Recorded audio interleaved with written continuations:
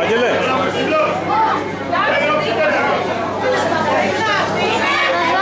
Εκεί πιο πίσω.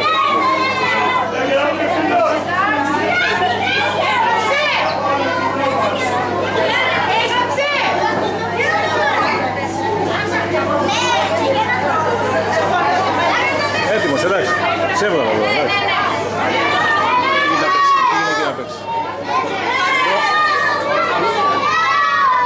Η κόρη του Προέδρου πάτε. Εντάξει, τελείως, άστα. Έβγαλε καμία. Ναι, έβγαλα δύο. Τι είπες για μένα? Η κόρη του Προέδρου να τραβήξει. Όχι, η κόρη του Προέδρου όχι.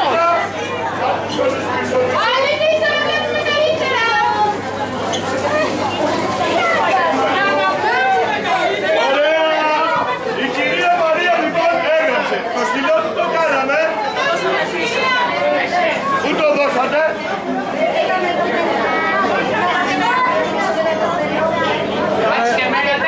Ένα χειροκρότημα για το παιδάκι το καινούριο που ήρθε. Γεια σας, γεια σας. Γεια σου. Τι κάνετε? Είμαι στη μύτη σου. Από σφαλιάρες είναι. Θα δώσω και εγώ μία. Μετά.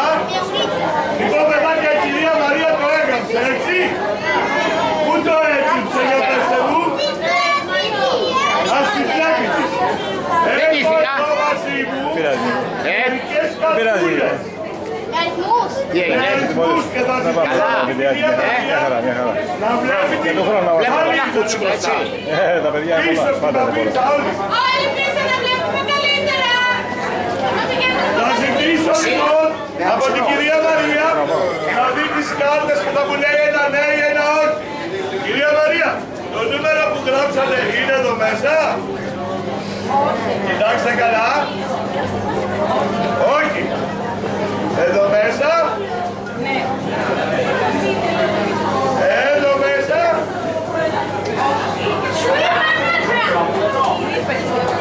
Εδώ μέσα? Εδώ μέσα?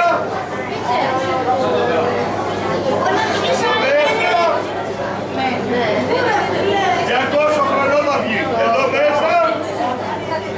Λοιπόν, η κυρία Μαρία είπε και έγραψε ένα νούμερο στο χαρτάκι και το έκλειψε, ωραία. Το είδατε όλοι?